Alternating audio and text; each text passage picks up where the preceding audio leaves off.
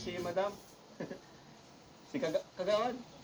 Si Kagawad po. Hello po, Kagawad. Ang napili niya ay Black 6 Lot 8. So, Black 6 lot, yes, lot 8. kanan, yes. Actually, dito yung pinaka-right of way niya. Yung pagpasok dito, 6 meters yan. 6 meters. Okay. So, ito yung paligid. Pakita yung paligid, bro, para makita din nila kung saan lugar. At yan yung kalsada yan dyan. Medyo tahimik pa. Ayan, wala pang masyadong mga tindahan. No? Pero gusto mo naman yun, di ba? Gusto mo tindahan. 6 meters din yan pa. Ang diretso to. And then dito naman, 5 meters tayo papasok. Papunta na din sa area. Yan, may mga bakod na po. Ano, may nakabili na yan? Mga nakabili na. So, ayan na nga po. Nung una, ito ba yung kay Kuya Brooks din? Ito rin? O iba? Iba yun? Mas malayo yun. So, iba pala yung kay Kuya Brooks. Yung hindi nagustuhan ng sponsor. Ano? So, pare, eto na yan. Eto siya. So, Okay, malapit lang. nag-ano na rin pati yung, nagbakod na rin pati yung katabi niya. So, susugin na lang. Dito yung muhon. And then, Tara, Reyna. Yan ang magiging bahay mo, Reyna, ano? Ito yung magiging lupa mo. Right, so mainit. dito. Ayun. Straight, diretso lang tayo.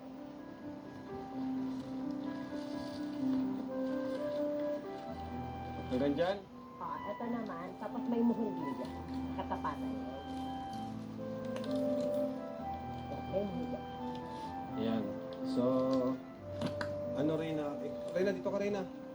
Okay na ba sa'yo dito? Okay na ba sa'yo dito ka tumira? Bakit po? Ang gusto mo lang po dito. Hindi.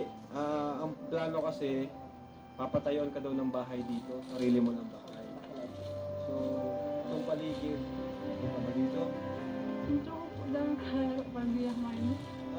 Gusto daw niya maraming kalaro para di siya mainip. Para di ka mainip. Marami ka ng kalaro dito. Bait-bait na. Galing na talaga na Reyna, grabe. Ay, may nababa. Kasi, ayun nga, medyo, ano nakikita mo dito? Tahimik? Wala po, tahimik po. Ako po ay ano? Baka ano? Ay, Baka maboring? opo. Ang galing na talaga na Reyna, pambira. Oo, kasi ako, bago natin bilhin, gusto ko, yung magugustuhan mo na yung lupa, ano? Pero ikaw, pag-isipan ng mabuti, no? Kung gusto mo talaga dito, ano? Kasama mo si Mama Roda, siyempre.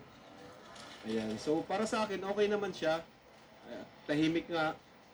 Ayan, tinan mo yung kapaligiran, bro. Maririnig mo lang yung chainsaw. Malalag po. Chainsaw lang, ano? Maririnig mo, ano? Chainsaw. Oh, chainsaw lang yung naririnig na Reyna. Hindi yung mga bata. Ito mga bata. Dahil sa dalak kalaro po dati sila mga kabataan po. Gusto mga kabataan yung sa simbahan, gano'n. Kasimbahan po. Lagi pa ang cellphone. Cellphone, Aga pa kami nood ang Facebook. Yung kalaro. yung nood ng Facebook, YouTube. Panoorin mo ko Opo. Ayan, so ito po. Ayan, pakita mo dito ka, Ed. Pakita mo yung lupa. Hindi ba? Bayan pa, sir, gusto mo? So, ito si Reyna, isang milyonarya. Pero wala pa naman sa kanya yung pera. Ano lang, kumbaga nakalagay sa safe na lugar, safe na account, ano? So, salamat po sa nagbigay kay Reyna. At ngayon, bahay naman po yung next project nila. So, tayo pa rin yung naatasan dito.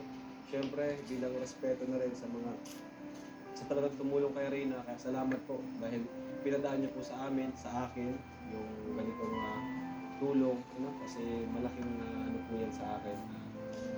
Tawag dyan. Nakakatuwa din po. Kasi andun po yung respect niyo bilang talagang unang tumulong kay Reyna. At syempre, kay Ate Roda, salamat din. Ano? Dapat nga kasama si Ate Roda para makita niya kung okay sa kanya din to. Kasi ang makakasama naman niya ay si Ate Roda. Sino ba makakasama niya po? Si Ate Roda o yung mama niya? Si Ate Roda na lang muna ang isama niya.